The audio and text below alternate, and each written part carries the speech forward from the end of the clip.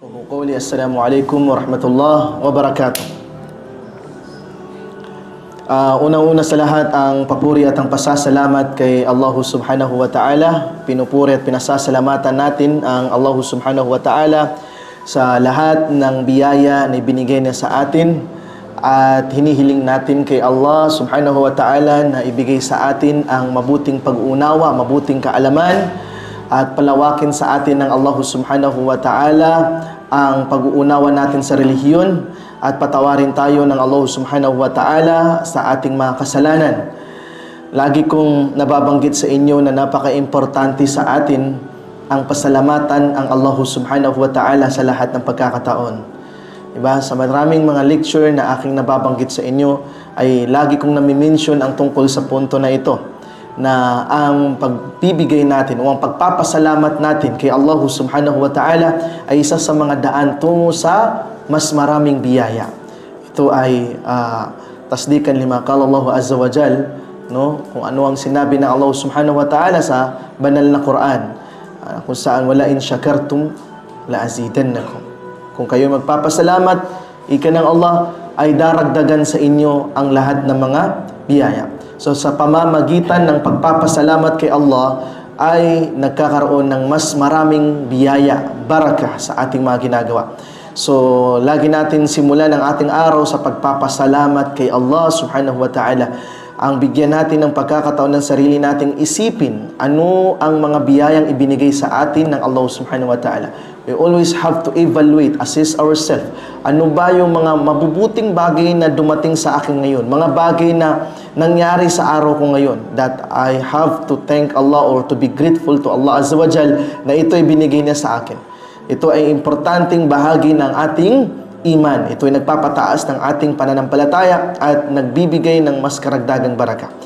Kabilang din sa nagbibigay sa atin ng kainaman o kabutihan o nagpapadagdag sa atin ng maraming baraka at rizq. Okay? Biyaya ay ang pag-istighfar, ay ang paghingi natin ng kapatawaran kay Allah subhanahu wa ta'ala. Ang propeta sallallahu alaihi wasallam ay inutos niya sa atin na damihan natin ang ating pag-istighfar. Damihan natin ang ating paghingi ng pagbanggit natin, ng paghingi ng kapatawaran kay Allah subhanahu wa ta'ala. Astaghfirullah, astaghfirullah, astaghfirullah. Okay?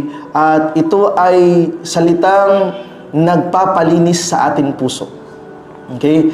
Inutos ng propeta sallallahu alaihi wasallam na sa tuwing tayo ay nagkakamali, sa tuwing tayo ay nagkakasala, ay paramihan natin, no? Damihan natin yung pagbanggit ng istighfar upang malinis ang ating puso.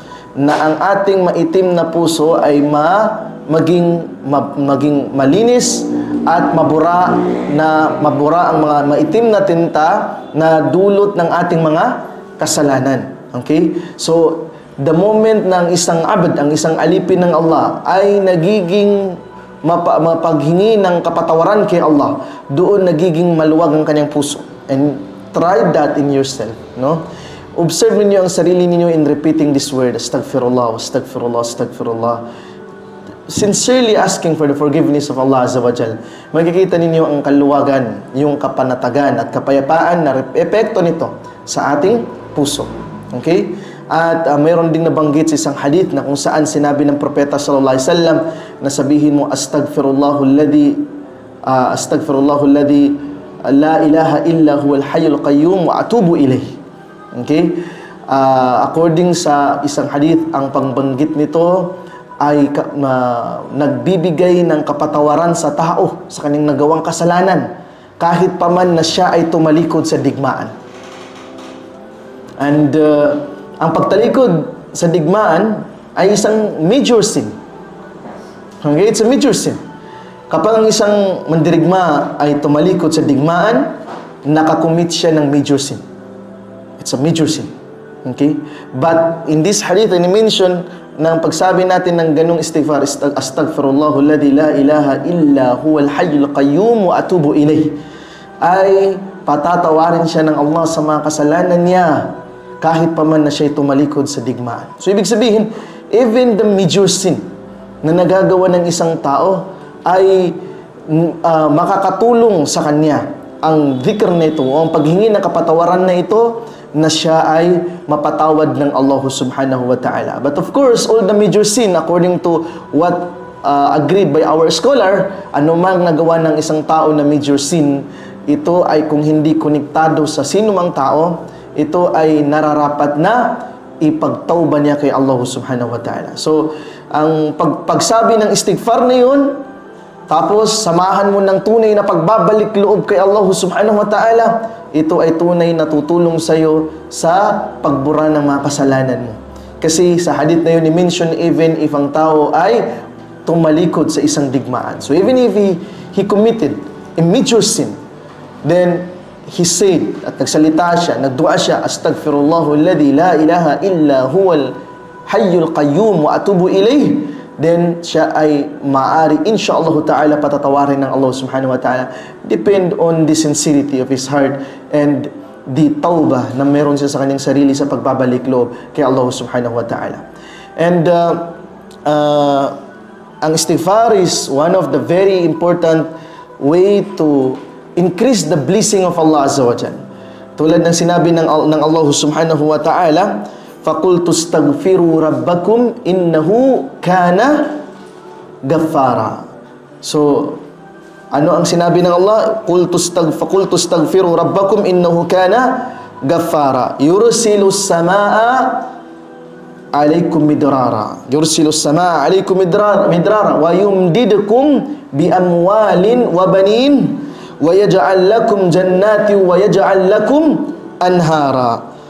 And then, so sa aya na ito ay binanggit ng Allah subhanahu wa ta'ala the connection of istighfar, the relation of istighfar in the increase of rizq. Okay? That kapag ang isang tao ay nagkaroon ng tunay na istighfar kay Allah azza wa jal, ay ibubuhos ng Allah, bubuksan ng Allah sa kanya ang lahat ng pintuan ng kabutihan. Kaya sinabi ng Allah sa suratu Nuh, okay? And that is in suratu Nuh, kung saan sinabi ng Allah subhanahu wa ta'ala, sabihin mo, ito ay salita, inutos ng Allah subhanahu wa ta'ala, no? Kay Nuh, at sinabi ni Nuh alayhi salam doon sa kanyang mga angkan, sa kanyang bayan, sabi ni Nuh, faqultu astaghfiru rabbakum. Sinabi ko sa kanila, humingi kayo ng kapatawaran sa inyong Panginoon, innahu kana ghaffara. Dahil katotohanan ang Allah, ang Panginoong Allah, ghaffara. Siya ay mapagpatawad. So, ano ang sumunod? Sinabi niya, yursilus samaa alaykum midrara. And if mag-istighfar kayo kay Allah, okay? If humingi kayo ng kapatawaran kay Allah, mag-istighfar kayo kay Allah subhanahu wa ta'ala, yursilus samaa alaykum midrara. Ibibigay ng Allah sa inyo ang kalangitan as part of your provision, the provision. Ibibigay sa inyo ng Allah mula sa kalangitan. Yursilus samaa alaykum midrara. He will extend to you the blessings from the sky. Wa yumdidkum bi amwalin wa banin. At bibigyan kayo ng Allah ng maraming, Allah will extend to you the amwal, ang kayamanan. Ibibigay sa iyo ng Allah, ipapalawak sa inyo ng Allah ang kayamanan at ang mga anak. Okay? So, even sa tafsir ng aya na ito, sinabi ng ating mga scholar that it increases the number of children. Okay? Istighfar, it increases the number of children. MashaAllah. So, kasi sinabi ng Allah, yumdidkum bi amwalin wa banin. At ibibigay sa inyo ng Allah, extend sa inyo ng Allah ang blessings mula sa mga kayamanan at mga anak. Wa yaj'al lakum jannati wa yaj'al lakum anhara. At sa pamamagitan ng pag-istighfar ninyo kay Allah, ay maglalagay ang Allah sa inyo ng mga agos ng mga tubig at mga ilog. Okay? Allah will create for you waters. Allah will create for you springs of water and rivers na ibibigay ng Allah subhanahu wa ta'ala. Because as we all know, di ba, ang lupa, minsan ang lupa natutuyot. Di ba? Natutuyo ito, nawawala na ng tubig. But Allah promises that once you do istighfar, Allah will give you the water to be abundant. Allah will grant you an abundant of water, springs of water, and rivers.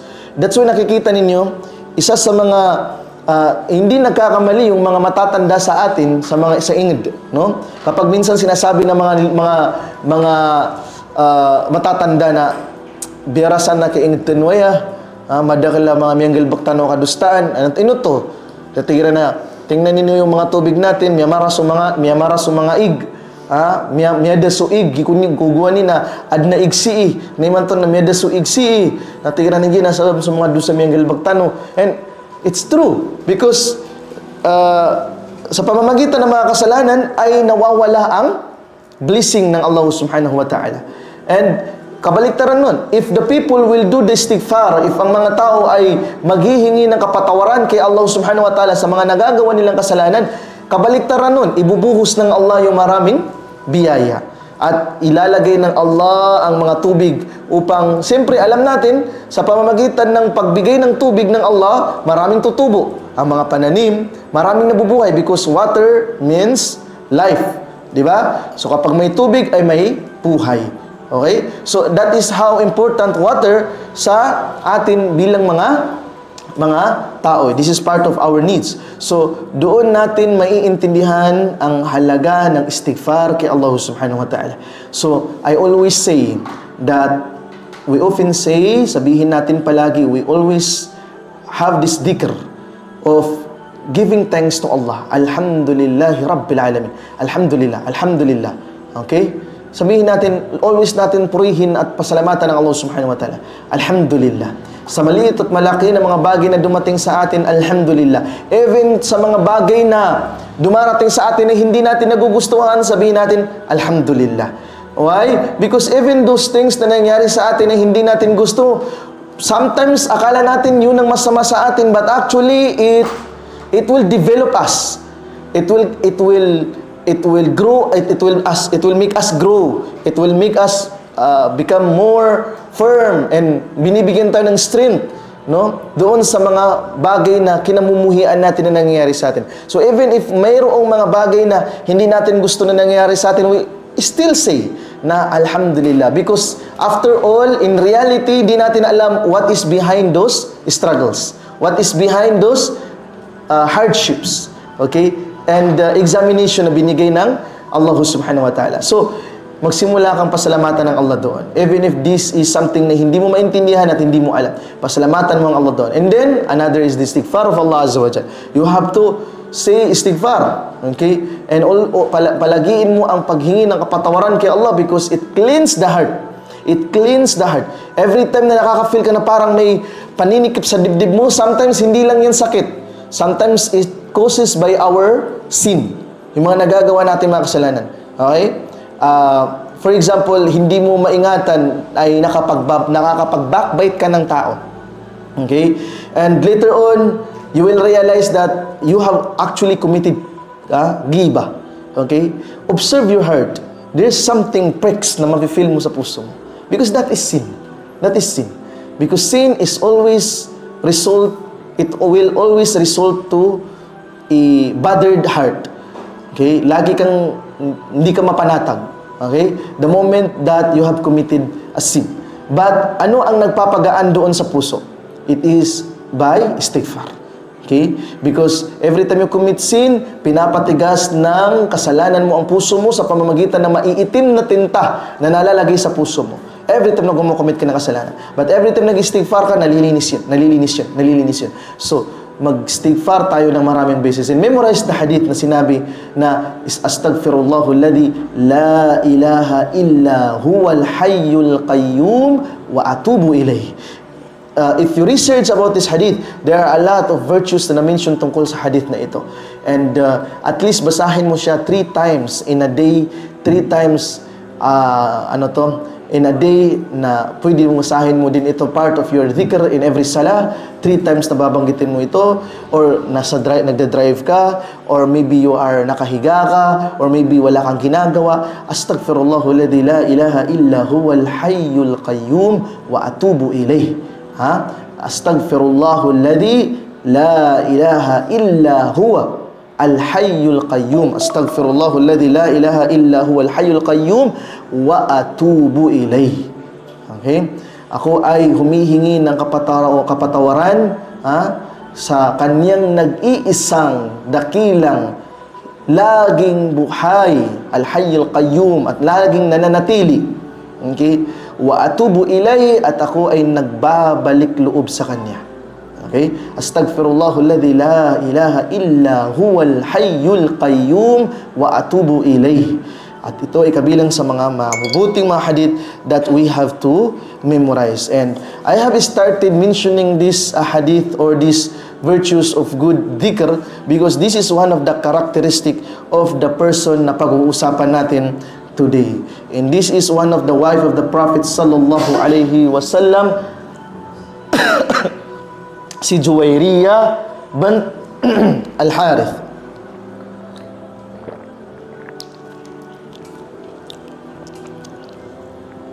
Si Juwairiya bint Al-Harith. So, ano ang pangalan ni Juwairiya originally? Si Juwairiya, ang kanyang original na pangalan ay Barra. Barra. Okay? This is another name which is na-mention ko din before, one of the wife of the Prophet sallallahu alaihi wasallam as her name as Barra. Okay? And this Juwairiya also, her original name is Barra.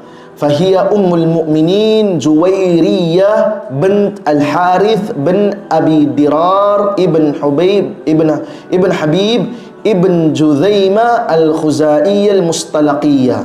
So siya ay kabilang sa Banu Khuza'ah. Okay?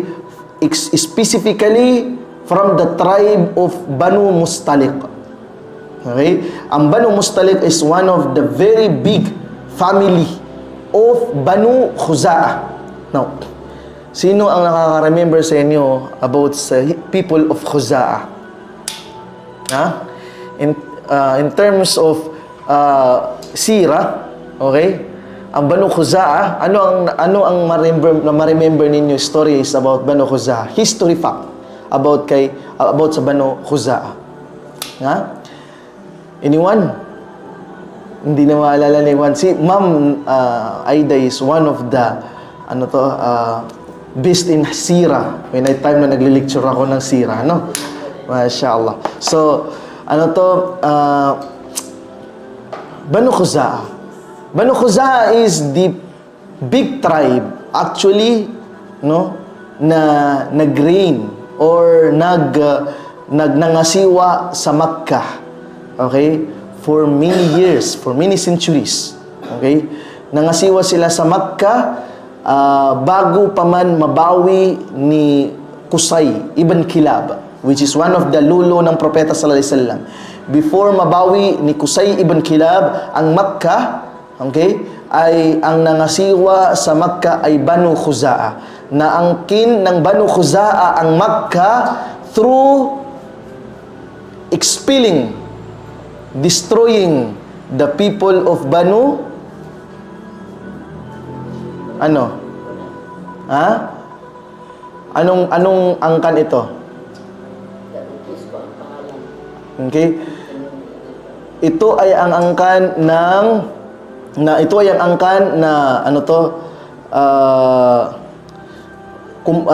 kasama ni Ismail. Okay? Na nanirahan sa Makkah at the very first of stage ng history ng Makkah.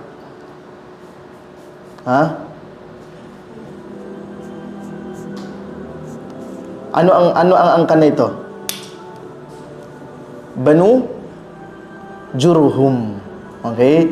Ang angkan ng Jurhum, because this is the first and original people that live with Ismail. Okay? Ito yung angkan na nakahanap kay Ismail at kay Hagar. Okay? Doon sa lugar ng Makkah, nung makatagpuan nila o nung bumukal ang Maun Zamzam. Okay? Pero napatalsik ng Banu Khuza'ah ang Banu Jurhum. Okay? Napatalsik ng Banu Khuza'ah ang Banu Jurhum. Okay? So this is the Banu Khuza'ah. Banu Khuza'ah, very big tribe. It's a very big tribe. So ang magawa mong ipatalsik ang isang napakalaking angkan ng Banu Jurhum, it is a indication that this is a very big tribe. Okay? Because Banu Jurhum is a big tribe. They are the chieftains of Makkah with Ismail alayhi salam. But nung namatay si Ismail, okay, sumunod ang kanyang mga anak. Pero nawala ang pangangasiwa sa mga anak ni Ismail. Ang nangasiwa ang mga angkan ng Banu Jurhum. Nawala ang pangangasiwa sa mga anak ni Ismail. Ang nangasiwa Banu Jurhum. Okay? And hindi nila inalagaan ang pangangasiwa sa Makkah. So Allah subhanahu wa ta'ala destroyed them and dumating ang Banu Khuza'ah. Ang Banu Khuza'ah, nakipag-allied sa kanila ang Banu Kinana. O Banu Kinana, itong Quraysh. Okay? So itong Banu Khuza'ah at ang Banu Kinana, ito ang nagtulungan upang ipatalsik ang Jurhum.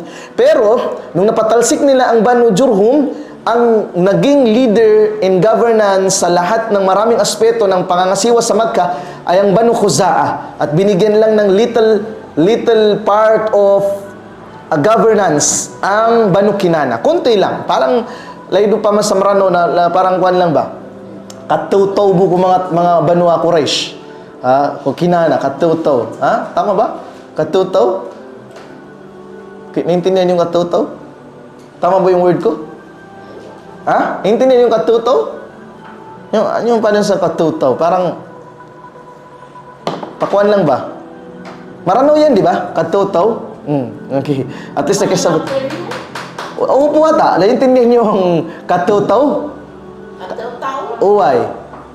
Okay, katutaw. Parang ganun lang. Hindi ko alam if I can pronounce it right, no? So, ibig sabihin na parang hindi lang parang katutubo sa gito mga Banu Kinana. Binigyan sila. Hindi totoo. Totoo man pero binigay lang na kwan sa kanila because binigyan lang sila ng konting part of responsibilities in terms of governance sa Makkah. But in general, ang nangasiwa sa Makkah are Banu Khuza'ah. Until sa dumating si Qusay ibn Kilab, one of the great grandfather of the Prophet sallallahu alaihi wasallam, who by his leadership nagawa niyang ibalik ang leadership or the governance to Makkah. And he is the father of all the system na meron sa Makkah. Siya ang nag-establish ng Darun Nadwa, siya ang nag-establish ng Siqaya, siya ang nag-establish ng Al-Kiswa, siya ang nag-establish ng Al-Harb, itong wilaya or liwa, al-liwa, okay? Siya ang nag-establish ng liwa, liwa al-Harb. So it's all by Qusay ibn Kilab. But doon mo makikita that Banu Khuza'ah is a big family. And one specifically big tribe of sub-tribe ng Banu Khuza'ah is ang Banu Mustaliq. And this is the Banu or the people na kung saan pinagmulan ni Juwayriyah. Pinagmulan ni Barra. So literally, technically, if you look at this, it means si Juwayriyah is not actually a Qurayshi. Okay? She is a Khuza'iyah. Okay? From Banu Khuza'ah. And that is why hindi siya from the people of Makkah. Hindi siya mula sa mga people of Makkah, but outside Makkah. And this is a big tribe. And after ng digmaan sa Ghazwatu Uhud, okay, naging usap-usapan ang tungkol sa pag-atake sa Madina. Okay? Naging usap-usapan ang tungkol sa pag-atake sa Madina. At kabilang ang Banu Mustaliq sa spearheader or masabi natin na sila yung mga leading groups, leading tribes na nagpupush, nag-push sa maraming mga tribe to attack the Medina. Because they are a big tribe. So, encourage nila ang ibang tribes na let's gather together and let's attack again Medina because they are now weak. Okay? Because following the incident of Ghazwatu Uhud. Okay? So, doon nangyari ang tinatawag na Ghazwatu Banu Mustaliq. Okay? Ghazwatu Banu Mustaliq. Or tinatawag na Yawm al-Muraisi'. Okay? Yawm al-Muraisi' o Ghazwatul Muraisi' o Ghazwatu Banu al-Mustalik. That is the two names. Ghazwatu al-Muraisi' or Ghazwatu Banu Mustalik. Ghazwatu Banu Mustalik. Okay? So, paano nangyari ang Ghazwatu Banu Mustalik? Kasi nagpaplano ang Banu Mustalik to attack Madina. And they are inciting other tribes to attack Medina. Nalaman ito ng Propeta sallallahu alaihi wasallam. Nung malaman ito ng Propeta sallallahu alaihi wasallam, ay naisipan ng Propeta sallallahu alaihi wasallam na umatake, mag-surprise attack. It's a strategy, it's a warfare strategy. Narinig ng Propeta na ito palang Banu Mustalik o Banu Mustalik ay nagplanong umatake sa kanila. Kung ganun, sa isipan ng Propeta, unahan natin sila. Okay? Kasi kung unahan natin sila, ito ay magre-resulta, ito ay magdudulot ng panghihina sa kalooban ng iba pang mga Arabs. Kasi, di ba, ang Banu Mustalik, ni-encourage nila ibang tribe na umatake tayo sa Madina. Now, if they heard that ang Madina inatake ng Propeta Muhammad sallallahu alaihi wasallam, it will decrease their motivation, the motivation of the other tribes. Nagigits niyo ang logic ng propeta doon? It's a strategy, it's a warfare strategy. No? Nakita ng propeta, atake sila. So, they have these guts, may lakas ng loob sila na umatake sa Madina. So, para i-destroy yung guts na yan, the strategy of the prophet is, we will attack them by surprise. If the Arabs, the other Arab tribes, marinig nila na si Muhammad, inatake niya ang Banu Mustalik, a big tribe, a tribe that encourages them to attack Medina, then it will decrease their motivation to again assemble themselves to attack Medina. This is a warfare strategy of the Prophet sallallahu alaihi wasallam. So inatake ng Propeta sallallahu alaihi wasallam ang Banu Mustalik. Okay? At doon ay napatay ang asawang una ni Juwayriyah. Okay? Ni Juwayriyah. So, kanat Juwayriyah tahta ibna ammin laha yuqalu lahu Musafi' ibn Safwan al-Mustalaqi. So, si Al-Juwayriyah ay nasa pangangalaga. It means, ang kanyang asawa during that time ay ang anak ng kanyang uncle sa father side, na ang pangalan niya ay si Musafi' ibn Safwan al-Mustalaqi. Okay? Pero itong si Musafi', the first husband of sino? Si Juwayriyah, qutila fi yawm al-Muraisi'. Okay, qutila fi yawm al-Muraisi'. Napatay itong si Musafi' sa digmaan ng Muraisi'. At anong Muraisi' ito? Ito yung pag-atake ng Propeta sallallahu alaihi wasallam. Okay? Kasi ang Ghazwatu Muraisi', ikalawang pangalan niya, Ghazwatu Banu Mustalik. Yun ang dalawang pwedeng i-mention na pangalan niya. Ghazwatu al-Muraisi' o Ghazwatu al-Muraisi' or Ghazwatu Banu Mustalik. The two is the name of that battle. Battle of Muraisi' or Battle of Banu Mustalik. So, this is a very surprise attack na walang sino man sa mga sahaba ang napatay. Walang sino man sa mga sahabang nasyahid. Pero mayroong iilan na matay mula sa Banu Mustalik because they are unprepared. Surprise nga eh. To the point na they are very surprised na ang mga babae sa kanila ay inabutan ng mga sundalong mga Muslim that they are actually fetching waters. Nangunguha sila ng tubig, nag-ob sila ba? Nag-ob sila. So wala jud sila kabalungan ay mo atake. Kay of course, if alam nilang may atake, they will be prepared. But inabutan ng mga Muslim soldiers ang angkan ng Banu Mustalik na ang mga babae nila during that time ay nag-iigib ng mga tubig. So they are very surprised. And lumaban ng ilan sa kanila, some of their men lumaban actually. One of them is the husband of Juwayriyah. Okay? And he was killed. Siya ay napatay during this battle. Okay? So, si Juwayriyah ay napabilang sa mga slaves. Okay? Kasi, siyempre, natalo yung Banu Mustalik, nakuha yung naging, they become spoils of war. Okay? They become the spoils of war. All the treasures, all the camels, all the goats, all the horses, everything na meron sa kanilang lugar is now taken as spoils of war of the Muslims. Okay? And yung mga babae, and during this time, si Juwayriya ay kabilang sa mga maliliit or mga batang kababaihan na nakuha and they become slave. Okay? They become slave because that is the rules during that time. Okay? But of course, you have to take note the difference between the concept of slavery sa atin sa Islam and sa Western. Because the moment na i-mention mong slavery in the concept of the Western standard, it involves emotion.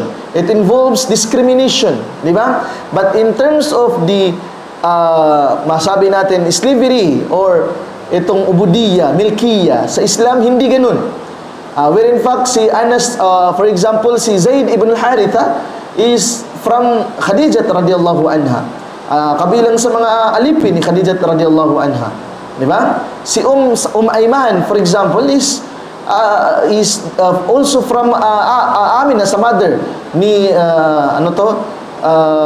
Propeta Muhammad sallallahu alaihi wasallam, also a slave, na mula sa mother ni Propeta Muhammad sallallahu alaihi wasallam. But binigyan sila ng, may karangalan sila, binigyan sila ng karangalan sa Islam at hindi sila itinuring na parang alipin katulad ng imagination natin of slavery in the West. Okay? But of course, these people, after the battle, nung matake sila, inatake ang Banu Mustalik, naging slave itong mga tao ng mga kababayan. Because all men, ang mga lalaki, okay, either lumaban sila, mapatay sila, or maging alipin din sila, or tumakas sila. But ang kakalalakihan, tumakas sila. And one of the individuals na tumakas during that attack is the father of Juwayriya. Naiwan ang mga babae, at kabilang dyan si Juwayriya na naiwan at naging isang alipin ng mga Muslim. Okay? At nung mahuli ang mga kababaihan na ito bilang alipin, napunta itong si Juwayriya sa isa sa mga sahaba. At sino ang ang sahaba nito? Si Thabit ibn Qais bin Ash-Shammas. Okay? Si Thabit bin Qais, he is a very popular he is a very popular sahaba. Itong si Thabit bin Qais is one of the sahaba which is na-mention sa maraming history of sirah, kung saan noong ang aya ay ibinaba tungkol sa huwag magtaas ng boses kay Propeta sallallahu alaihi wasallam, fawqa sautin nabi, sa mas malakas kaysa sa boses ng Propeta sallallahu alaihi wasallam. Itong si Thabit bin Qais, pumasok siya sa bahay and sabi niya, wala, ang lahat ng trabaho ko na, lahat ng mabuting gawa ko na wala na. Sabi nung kasama niya, bakit? Sabi niya, dahil sa every time na nagsasalita ang propeta, I am one of those na nagsasalita and nasasapawan niya ang salita ng propeta. Because he has this voice. Alam niyo, may tao na, sabi pa nila sa Marano, mali rangab. Na may tirus ka niyan, kapag nagsalita siya, parang yung malaki masyadong boses. So, ganun siya. So, sabi niya, he took that hadith that is para sa kanya it actually umaga siya ang tinutukoy nung hadith na yun. So hanggang sa ibinaba ng Allah subhanahu wa ta'ala ang tungkol sa pag-clarify doon sa aya na ito. At yun si Thabit ibn Qais, at doon napunta sa kanya si Juwayriya. So ang hadith ay mababasa mula sa hadith ni Aisha radiyallahu anha. ففي حديث عائشة رضي الله عنها أم المؤمنين قالت لما قسم رسول صلى الله عليه وسلم سبايا بني مصطلق وقعت جويرية بنت الحارث في السهم لثابت بن قيس بن شماس أو لابن أم له. So sabi sa isang hadith mula kay Aisha, lamma qasama ar-rasulu, noong hinati ng propeta sallallahu alaihi wasallam sa baya Bani Mustaliq, ang mga kababaihang, mga kababataang babae ng Banu Mustaliq, si Juwayriya ay nahulog sa share ni Thabit ibn Qais. So, ang propeta, okay, nandito na yung lahat ng mga sabi. Okay, ito sa kanya, ito sa kanya, ito sa kanya, ito sa'yo, ito sa'yo. Okay? And then, si Juwayriya, doon nahulog na ibigay ang share niya saan? Kay Thabit ibn Qais ibn Shammas.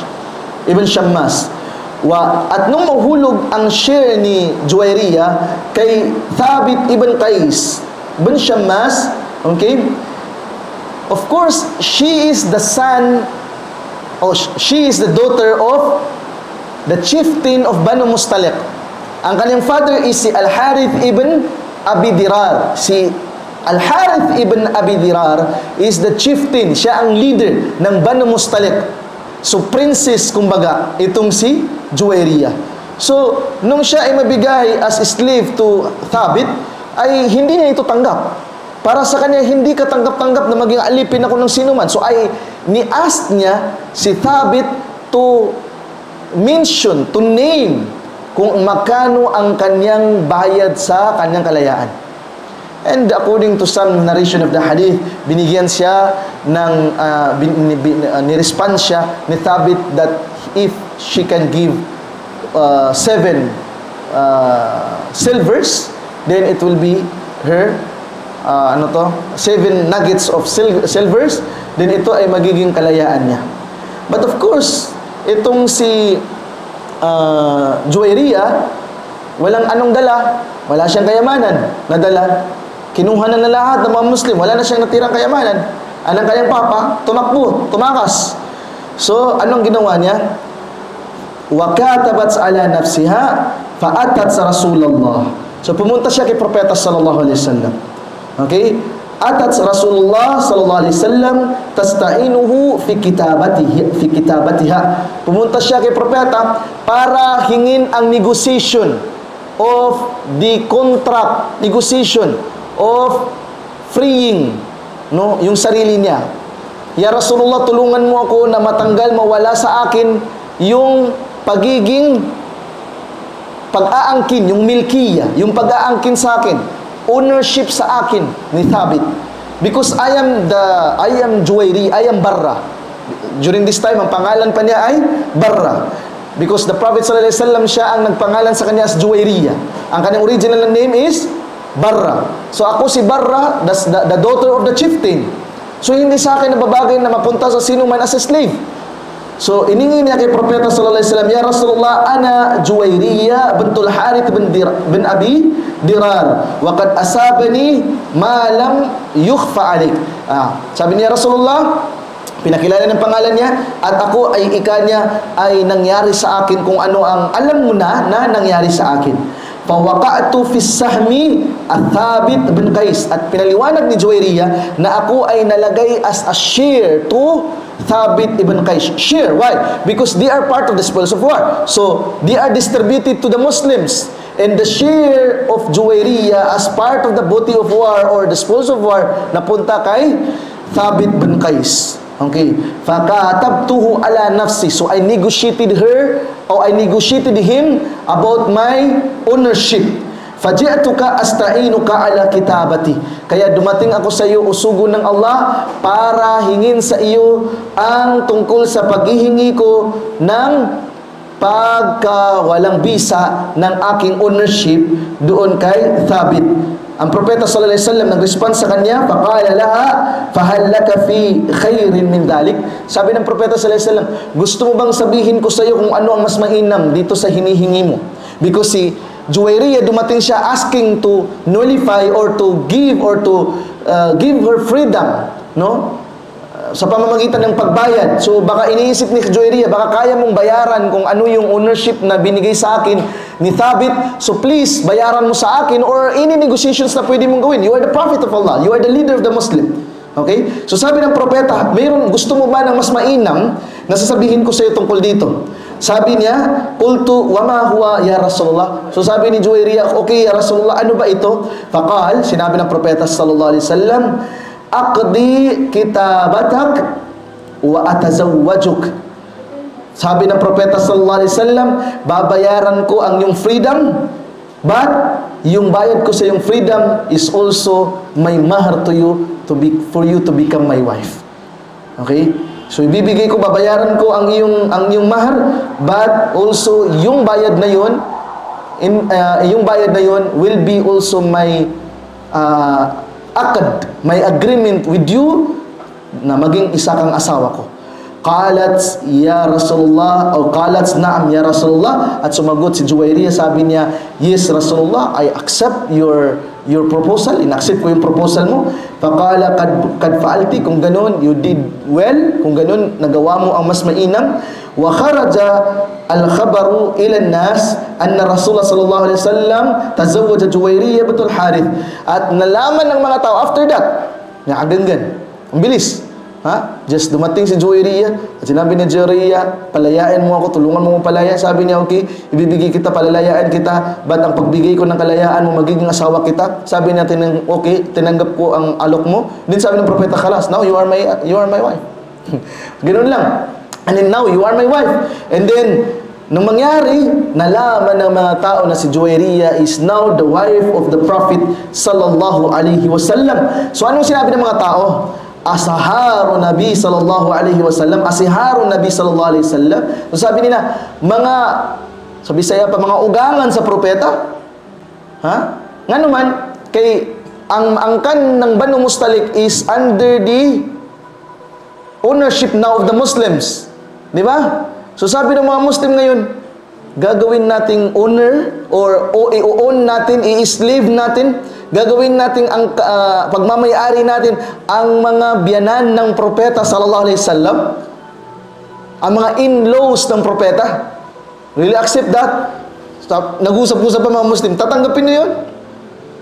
Okay? Ang mga in-laws ng propeta ay our ownership, amlipin natin. So that's why ang mga tao, isa-isa sa kanila, pinakalawalan at pinalaya nila ang mga tao na nasa kamay nila under their ownership, yung mga shares nila from the Banu Mustalik, pinalaya nila until 100, more or less, nabanggit sa history, 100 people ang pinalaya ng mga Muslim na mula sa Banu Mustalik. Dayran Maruso Nabi Muhammad sallallahu alaihi wasallam. Sabi nila, paano natin i-own yung mga tao na ito? And they are the in-laws of the Prophet sallallahu alaihi wasallam. Will you accept that your slave is actually an in-law to the Prophet sallallahu alaihi wasallam? They cannot accept that. Sabi nila, "Khalas, palayahin natin ang mga meron sa kanila." So isa-isa sila nagpalaya, and that is why فَأَرْسَلُوا مَا بِأَيْدِيهِمْ, so pinakawalan nila ang sino mang nasa mga kamay nila. فَأَعْتَقَ بِتَزْوِيجِهِ iyaha. So, ang lahat ay nakalaya dahil sa pag-aasawan ng propeta sa kanya. Now, let's go back sa sinabi ng propeta sallallahu alaihi wasallam, kung saan sinabi niya, "Fahallaki fi khairi min dhalik." Gusto mo ba ng mas mainam doon? At first, when I mention the word of the Prophet, fahallaki fi khairi min dhalik, do you want something better than that of what you ask? Because that's the Juwairiya, Ummul Mu'minin. She is asking, humihingi siya na kung pwede palayain siya. Okay? At sinong hinihingi niya palayain? Sarili lang niya. Tama? Sarili lang niya. So, the Prophet ﷺ offered her with something better. Gusto mo ba na mas mainam sa'yo? Ano sinabi niya? Asawahin kita, babayaran ko ang kalayaan mo, magiging asawa kita. What's in your mind at first? Masya Allah, pinalaya siya ng propeta, magiging asawa ng propeta. And that's the good enough. That's good enough, right? It's good enough. Na, from being a slave, inasawa siya ng propeta. She's now become the Ummul Mu'minin, one of the mothers of the believers. It's an honor, it's an honor enough to be called the mother of the believer and to become wife of the Prophet sallallahu alaihi wasallam. It's better enough, diba? But you see the wisdom of the Prophet sallallahu alaihi wasallam. It's not just about marrying her. It's not, hindi lang doon yung kainaman. Hindi lang doon yung kainaman. The Prophet ﷺ understood, ay intindi ng propeta. The moment na mapangasawa ko siya, the people will follow. They will respect the family of Banu Mustalib. Di ba? Nakuha natin yun? So, without mentioning that to Juwairiya, of course, sabi lang niya, okay, babayaran kita, pero maging asawa kita. Sabi ni Juwairiya, I accept. But did she understood kung ano ang pinaka-wisdom behind? La. Hindi niya alam. Okay? But the Prophet ﷺ, ni-mention ba sa kanya? La. Hindi niya ni-mention. But that is exactly understood by the Prophet ﷺ. Alam yun ng propeta. When she become my wife, maging asawa ko siya, respetuhin to ng mga Muslim. Ha? So that is the khair. Yun ang kainaman. So napangasawa siya ng propeta, hiniwalaya o pinalaya na lahat ng mga tao ang Banu Mustalib. Okay? Pinalaya nito. And that is why si Aisha radhiyallahu anha mismo ang nagnanarrate nito. Okay? And sabi niya, fama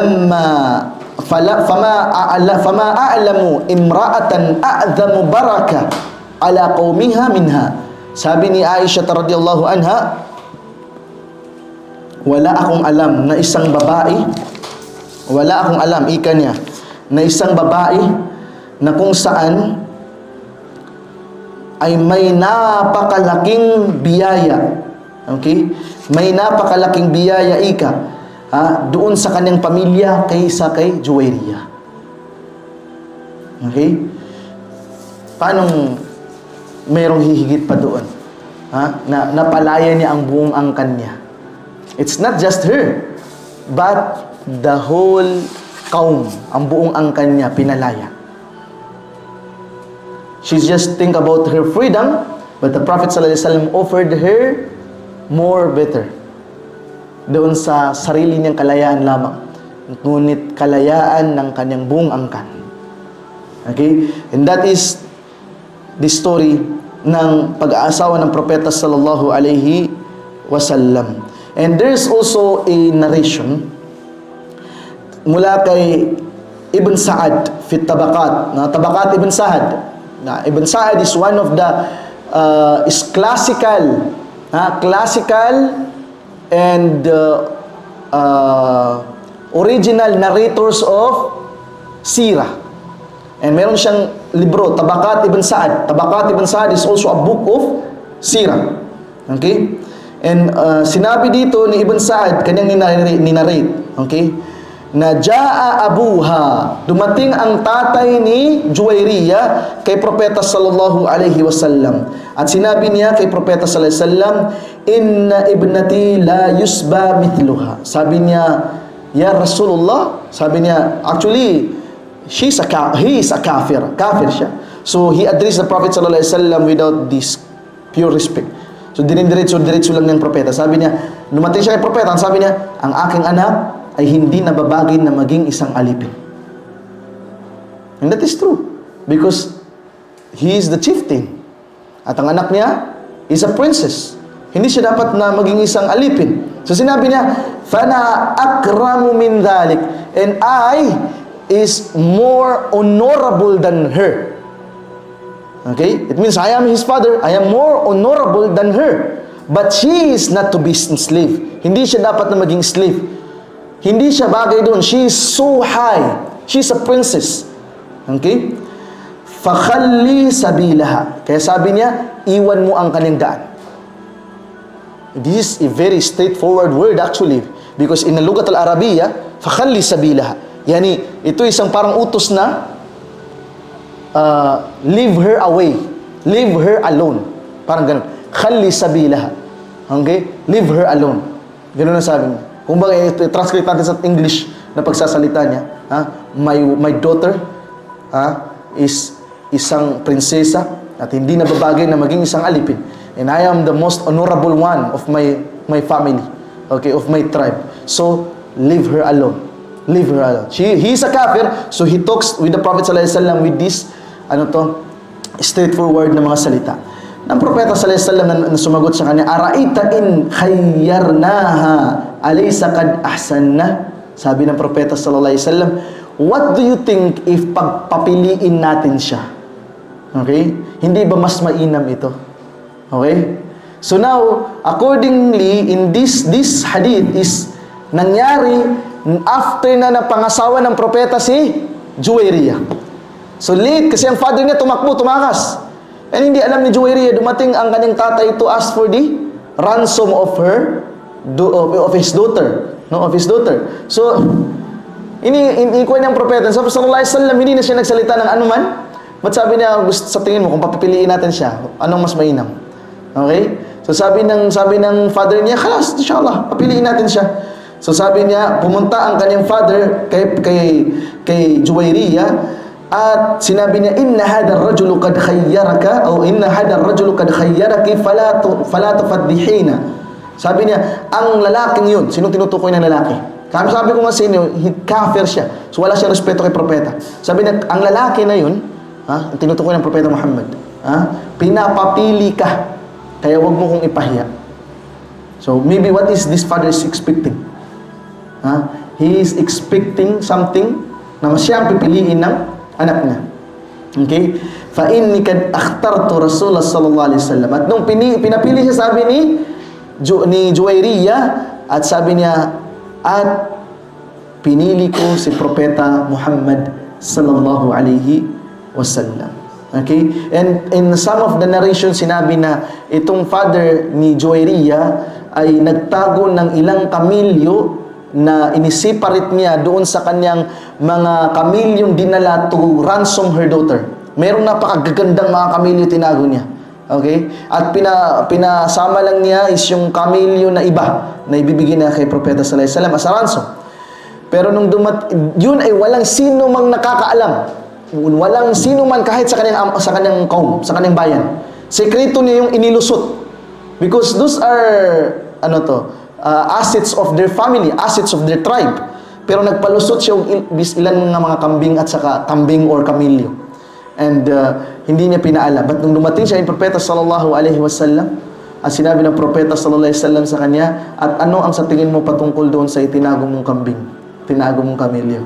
So sabi niya, "Ashhadu annahu la ilaha illallah wa ashhadu ka annaka Rasulullah." Sabi niya, ako'y sumasaksi ng Allah ay nag-iisa, sumasaksi ako na tunay na ikaw ay sugo ng Allah. Because no one knows about that. Walang nakakaalam yan. Ipinuslit ko ang dalawang bagay, din pinuslit ko ang mga kamilyong yun, walang sino man na nakakaalam, even my kaum. How come na nalaman mo to? So di yun mangyayari not unless you are a prophet of Allah. So that's why nag-declare at naging Muslim ang kanyang father. And now, naging Muslim ang kanyang father, and nagkaroon ng utang na loob ang Banu Mustalik sa kalayaan nila, at naging asawa ng propeta ang prinsesa nila. So ano ang i-expect ninyo? Ang Banu Mustalik, from being an enemy, they become an ally. Nakuha natin yun? In this big tribe is a big tribe outside Medina. Okay? So they have now this big family tribe which can protect them from the outside attack. Naintindihan natin yun? So it's a very brilliant strategy na ginawa ng propeta sallallahu alaihi wasallam. And it's all, sabi nga ng propeta sallallahu alaihi wasallam, "Halaki fi khairin min dhalik." Gusto mo ba ng mas mainam sa kung ano ang hinahangad mo? It's a win-win situation. Okay? Na it's a win for Juwairiyah, and it's a win for the Prophet Muhammad sallallahu alaihi wasallam, and it's a win for the Muslim Ummah. Okay? Because nabigyan ng lakas ang karagdagang puwersa ang mga Muslim. Intindihan natin yan? So this is the very, hindi ko alam if you can test the beauty of the seerah, itong story of the Prophet sallallahu alaihi wasallam, the way how they plot and how they think and how they plan their strategies. Wallahi, so brilliant. Nakaka-amaze. When you read the seerah of the Prophet sallallahu alaihi wasallam and i-digest mo mabuti in every situation, in happenings and events, napakagandang ma-imagine how they are during that time. Okay? So, Yan ang nangyari sa pag-asawa ng propeta sallallahu alaihi wasallam kay Juwayriyah. So si Juwayriyah, siya ba ay isang Qurayshi? O hindi?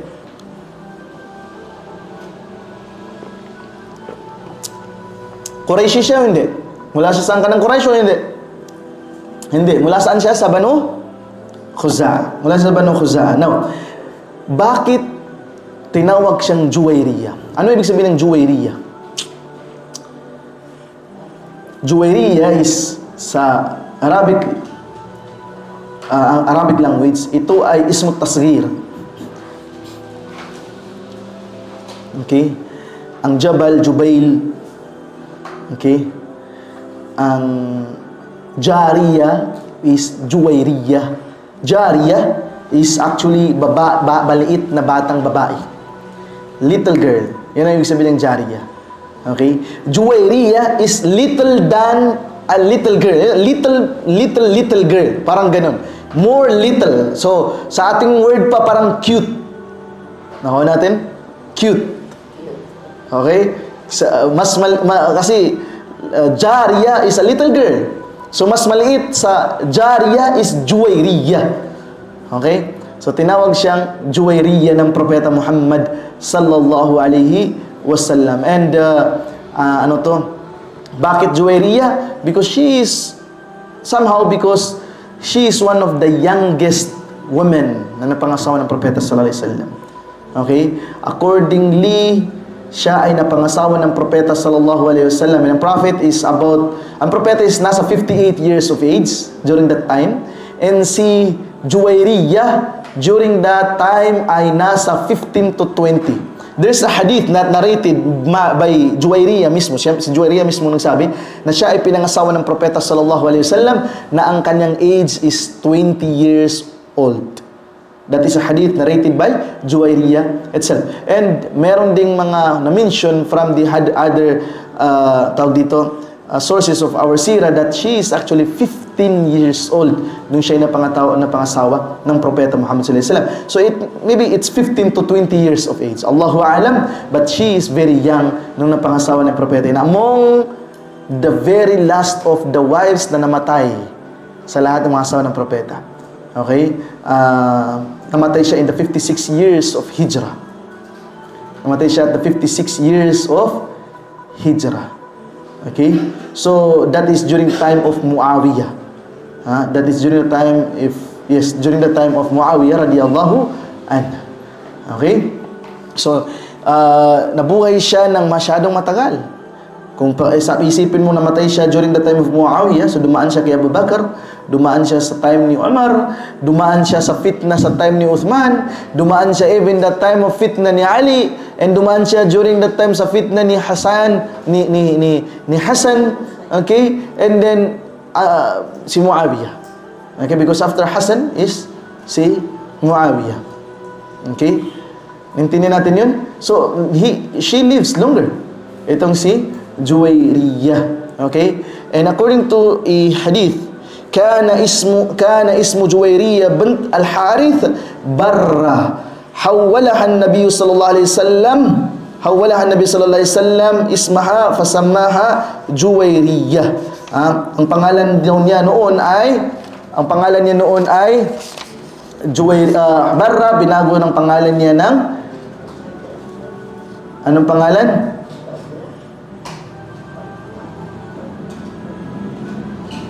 Ang kanyang original na pangalan is Barra. Pinalitan siya ng Propeta sallallahu alaihi wasallam pangalan na Juwayriyah. Okay? Juwayriyah. And there's a hadith na mention kung bakit siya pinalitan ng pangalan. An Abi Abdullah ibn Abbas radiyallahu anhuma, kanat Juwayriyah ismu Barra. Ang pangalan daw na Juwayriyah noon ay Barra. Fahawwalaha Rasulullah sallallahu alaihi wasallam fahawwala Rasulullah sallallahu alaihi wasallam ismaha fayuqalu laha Juwayriyah. At sabi sa hadith, wa kana yakrahu an yuqal kharaja min indi Barra.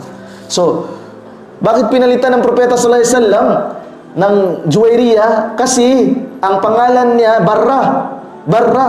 Barra means righteousness. Tama? Barra, bir. Laysal birru an, anong hadith na yun? Ang aya na yun? Laysal birru mada?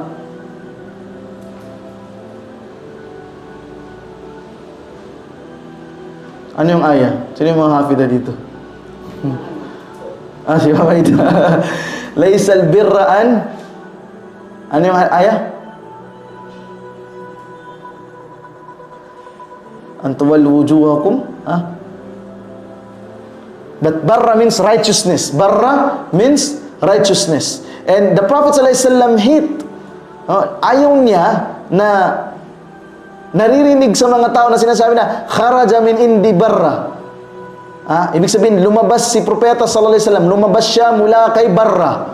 Sa atin, tayo mga non-Arabs, it's okay. Sasabihin, lumabas siya mula kay Barra. It's okay. But sa kanilang language, as Arab, iba ang meaning kasi hindi na kailangan ng translation yun. It's straight meaning na parang sinasabi, lumabas siya mula sa You get out of righteousness. righteousness, exactly. You get out of the righteousness. So parang yan ang sinasabi, kharaja min indi barra. Like for example, aina Rasulullah? Rasulullah dhahaba huna, kharaja min indi barra. Okay, si Propeta sallallahu alaihi wasallam lumabas doon, pumunta doon. Lumabas siya mula kay Barra. Sa atin na salita yun. Pero sa lingwahe nila, iba ang meaning. Parang pangit. Na si Propeta sallallahu alaihi wasallam lumabas mula sa righteousness. So ayaw ng Propeta sallallahu alaihi wasallam yun. So sinasabi niya, palitan natin ang salitang barra, kahit na lumabas ang Propeta sa kharaja, Rasulullah sallallahu alaihi wasallam min Juwayriyah. Lumabas siya mula kay Juwayriyah. Pangalan, Juwayriyah. Laysa min barra, hindi sa righteousness. Nakuha natin? So that is also the reason why we have to really, choose the right and beautiful name that has a right and good meaning. Okay? Para hindi nagkakaroon ng ibang kahulugan yung ating pangalan kapag tayo ay tinatawag. Okay? And there are some hadith na mention kay Juwayriyah, or na-mention, na-narrate ni Juwayriyah, and to my knowledge na nakita ko, to what I have read, it is about 6 to 7 hadith. Okay? Hindi ko nakita, kinulang ako ng oras to authenticate the other hadith. So I say this is 6 to 7 hadith. Okay? I am not sure to the other one hadith if it is an authentic hadith, but there are 6 to 7 mentioned na narrations, na nabanggit mula kay Juwayriyah. Importante kasi yung kung ano na mention ng mga asawa ng propeta na hadith, because ang mga asawa ng propeta sallallahu alaihi wasallam, they are the people who narrated a hadith tungkol kay propeta sallallahu alaihi wasallam na hindi mo makikita sa ibang mga narrators. Lalo na sa mga usaping patungkol sa mga khalwa ng propeta with them. Okay? So mga rulings na tumutukoy sa mga exclusive na moments ng propeta with his wife, then walang ibang nakakapag-narrate nito maliban sa mga asawa ng propeta sallallahu alaihi wasallam, which is a very important hadith because doon sa mga hadith na yun ay na-derive ang mga hukum, na kung saan ito tumutukoy sa mga batas sa pagitan ng mag-asawa. Okay? And kabilang sa mga hadith na nabanggit, na binanggit, mula kay Juwayriyah radiyallahu anha, isang hadith, na patungkol sa dua, sa isang dua. Na ang propeta sallallahu alaihi wasallam, once dumaan siya sa masjid, nakita niya si Juwayriyah making dhikr. Nakaupo doon. And then, pagkatapos, yes ma'am, mashallah. So pagkatapos, dumaan siya ulit. Okay? I appreciate the memory na meron kayo, Ma'am Aida. Mashallah. Nawai, mas palakasin pa ng Allah yung inyong memory towards learning and memorizing the information and knowledge of the Islam. So, itong si Propeta Muhammad sallallahu alaihi wasallam, dumaan siya, nakita niya si Juwayriyah. And nagdidikr. And then afterwards, pagkakalahating udto na, muntasafun nahar, kalahating udto, hapon-hapon na, Dumaan ulit ang propeta, nandun pa rin si Juwairiya. So sabi ng propeta sallallahu alaihi wasallam, "Ma zilta ala halik," sabi ng propeta, "You are still there. You are still doing what you are doing nung dinaanan kita. Nung dumaan ako kaninang morning, you are still making dhikr." And then later on, nung nisfun nahar, sa kalagitnaan ng udto, kalagitnaan ng hapon, okay, ito na naman at nagdidikr ka pa rin. So sabi ni Juwairiya, "Na'am ya Rasulullah." So sabi ng propeta sallallahu alaihi wasallam, "Ala u'allimuki kalimat taqulinaha." Sabi niya, gusto mo bang turuan kita ng mga salita, ng dhikr, na kapag binanggit mo ito, ay ang gantimpala nito ay gantimpala ng buong araw ng pananatili mo dito. Just this dhikr, and you mention or you did a dhikr like you have spent your whole day in making dhikr. Just see this. Anong sinabi niya? And you have memorized this dhikr as I told you the istighfar na dua kanina. Isabihin mo, Subhanallahi adada khalqihi. Okay? Subhanallahi adada khalqihi. Subhanallahi rida nafsihi. Subhanallahi zinata arshihi. Subhanallahi midada kalimatihi. Okay? So, in some of narration na na-mention mula kay At-Tirmidhi is binabanggit ito ng 3 beses. Into the other narration ay binabanggit siya ng 3 beses lang. Yung ng continuous, yung subhanallahi adada khalqihi, subhanallahi rida khalqihi, subhanallahi rida nafsihi, subhanallahi zinata arshihi, subhanallahi midada kalimatihi. Okay, that's it. Pero in the narration of Tirmidhi, binanggit na 3 beses babanggitin ng bawat dua. Sasabihin mo, Subhanallahi adada khalqihi, Subhanallahi adada khalqihi, Subhanallahi adada khalqihi, Subhanallahi rida nafsihi, Subhanallahi rida nafsihi, Subhanallahi rida nafsihi, Subhanallah zinata arshihi, Subhanallah rida zinata arshihi, Subhanallah zinata arshihi. And then ulitin mo na naman, Subhanallah midada kalimatihi, Subhanallah midada kalimatihi, Subhanallah midada kalimatihi. Okay? And babanggitin mo ika ng 3 beses. Wallahu a'lam, you mention 3 times ng repeated every word or every phrase, or babanggitin mo ng 3 times ang lahat. Okay? Lahat yun ay pwede at tama. Okay? Sabihin mo, Subhanallahi adada khalqihi, Subhanallahi rida nafsihi, Subhanallahi zinata arshihi, Subhanallahi midada kalimatihi. 3 beses mo yun ulitin. Pagkatapos babalik ka naman, Subhanallahi adada khalqihi. Ulitin mo sa pangalawang beses. Okay? Pwede yun. Or ulitin mo ng 3 beses. Subhanallahi adada khalqihi, Subhanallahi adada khalqihi, Subhanallahi adada khalqihi. Okay? Subhanallahi rida nafsihi, Subhanallahi rida nafsihi, Subhanallahi rida nafsihi. Next na naman, Subhana zinata arshihi, Subhanallah zinata arshihi, Subhanallah zinata arshihi. Then next na naman, Subhanallah midada kalimatihi, Subhanallah midada kalimatihi, Subhanallah midada kalimatihi. And ang reward nito or ang blessings nito ay as if nagdikra ka for the whole day. Naguduhan ako doon sa iyo. Subhanallah. Kasi yung nabasa ko sa kuan lang yung Subhanallah wa bihamdi adada khalqi wa rida nafsi wa zinata arshi wa midada kalimati. Okay lang din po yun. Pwede din po yun. Yun din ang ulit-ulit. Pwede din po yun. That is another way o pag-dhikr ng dhikr na ito. So, napakaganda ang Islam. Okay? Meron ngang story na sabi nung, and I don't know, I didn't find really I do not know kung ano ang reference nito really, but I heard this as a narration from some authentic scholars natin. So I assume that the hadith or this story is from an authentic na references, no? Which is ang isang kwento na, I don't know, maybe this is a story from the Salaf or maybe a Tabi'in or what, but sanabi na ang isang babae hindi siya makapag-asawa o magpapa-asawa maliban sa lalaki na nagfa-fasting nagfa-fasting siya every day. Okay? Na isang babae na isang lalaki na binabasa niya ang Quran, buong Quran sa isang gabi lang. At isang lalaki na nagtatahajjud sa buong gabi. Yun lang ang lalaki na tatanggapin niya. Okay? And then dumating yung isang lalaki, sabi niya, ako mag-asawa. Masya Allah. Khalas, bigay sa kanya. So, kaya niya.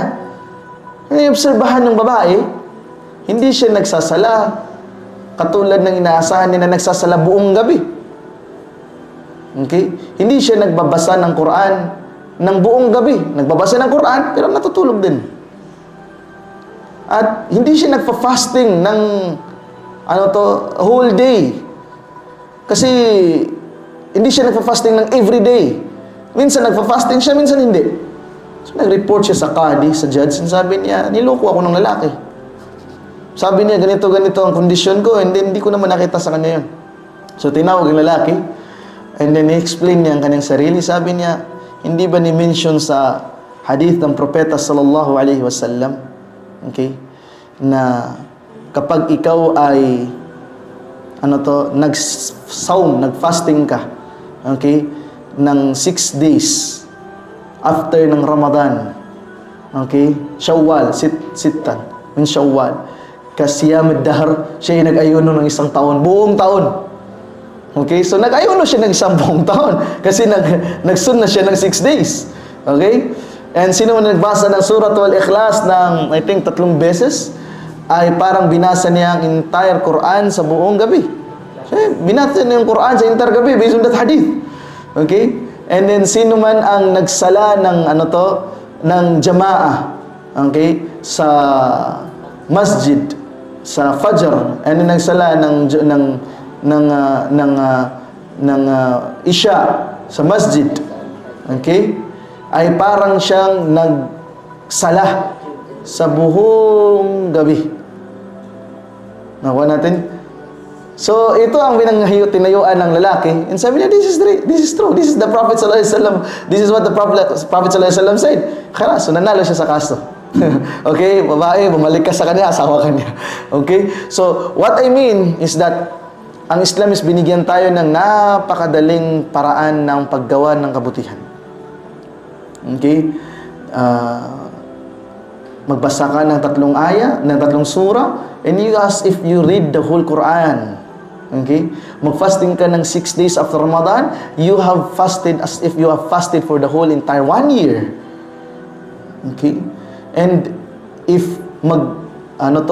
magsala ka ng jamaah sa masjid, sa Fajr at sa Isha, para ka nagsala ng buong gabi sa pagkatulog mo, habang ikay natutulog. Okay? And yung tungkol sa kainaman ng Laylatul Qadr, okay, na ang pagsasala doon, ang lahat ng gawain mabuti doon is khairun min alfi shahr, mas mainam kaysa sa 1,000 months. Okay? And this hadith na tumutukoy sa kapag binanggit mo ito as if nag-dhikr ka for the entire day. And yung istighfar na binanggit natin kanina, that if you said that, patatawarin ka ng Allah even if the major sin have committed. Okay? And then, there are a lot more na itinuro sa atin ng Propeta sallallahu alaihi wasallam that we can say ginawang madali sa atin ang ating relihiyon. Okay? And this is also narrated from Juwayriyah bint al-Harith. Okay? Or bint al-Haritha. Bint al-Harith. And there's another hadith na na-mention from Juwayriyah na ang Propeta sallallahu alaihi wasallam dakhala alayya, si Juwayriyah ang nakukwento nito. Pumasok daw ang Propeta sallallahu alaihi wasallam sa kanya, sa bahay niya. Yawmu Jum'ah, sa araw ng Jum'ah. Wa ana sa'ima, at ako'y nag-ayuno. Faqala li, sinabi ng Propeta sallallahu alaihi wasallam sa akin, asumti ams, sabi niya, nag-ayuno ka ba kahapon? Sabi ni Juwayriyah, hindi. So anong nangyari? Dumating ang propeta sa Jum'ah. Dumating siya kay kanino? Juwairiya. At nadatnan niya si Juwairiya nag-ayuno. Anong araw? Jum'ah. So tinanong siya ng propeta, asumti ams, nag-ayuno ka kahapon? Sabi niya, qal turidina an tasumi gadan? Gusto mo ba mag-ayuno bukas? Sabi niya, hindi. So sabi ng propeta, sabi ng propeta, fa'aftiri. Mag-iftar ka. Okay? Mag-iftar ka. Nagsabi na, buka ka. Yung masurasul, tingin na niya, pusa ka kagay, tingin na da. Pusa ka magpita, tingin na di. Buka ka. That's it. Yun ang sabi ng propeta sallallahu alaihi wasallam. Okay? So, bakit? So, another fake issue, no? From the hadith of Juwairiyah radhiyallahu anha, that hindi pwedeng mag-fasting ang isang tao exclusively in the day of Jum'ah. Okay? Not unless if you are a person who is doing fasting alternately, or you are doing fasting together with other sunnah fasting in the next day after Jum'ah. Yun lang. Like Ayyamul Bid, natunong siya sa Friday, Saturday, Sunday, you can do that. Okay? Or you are doing alternate days and it just happened na hindi ka nakapag-ayuno last day and then you will do the fasting today and then the next day, it's okay. Nakuha natin? Okay? So, pero gawin mo ang Jum'ah as exclusive day for your fasting, that is not correct. And that's why si Propeta sallallahu alaihi wasallam, nung datnan niya si Juwairiyah fasting, Jum'ah, at sinabi nag-fasting ka kahapon, sabi niya hindi. Magfa-fasting ka ba bukas? Sabi niya hindi. Kung gano'n, magbuka ka. Pero kung mag-fasting siya na Sabto, pwede siguro yun. Kung magfa-fasting siya ng Saturday, maybe because Jum'ah ngayon, nag-fasting siya, and bukas magfa-fasting siya for some another sunnah reason, that is okay. That's why tinanong siya ng propeta, bukas, pusa ka mabu. And niya, pusa ka kagay. Tiganda. Pusa ka mapita. Tiganda di. Nabuka ka.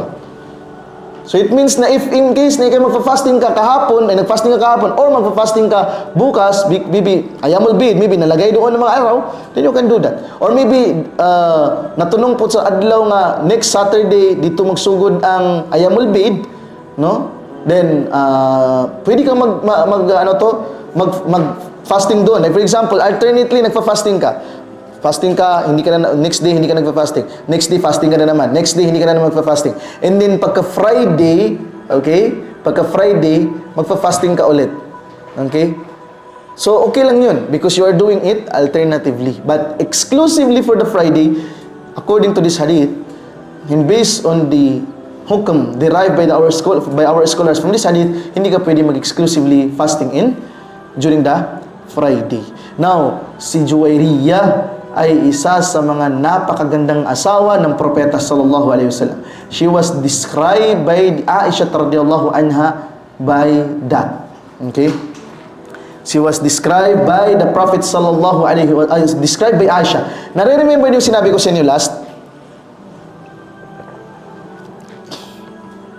Na kung mayroong pupuri na totoo sa iyo, na tunay na papuri, then listen to your competitors. Listen to your what? To your competitors. The praise of your competitors is the most honest praise na pwedeng masabi sa'yo. Because they will not praise you.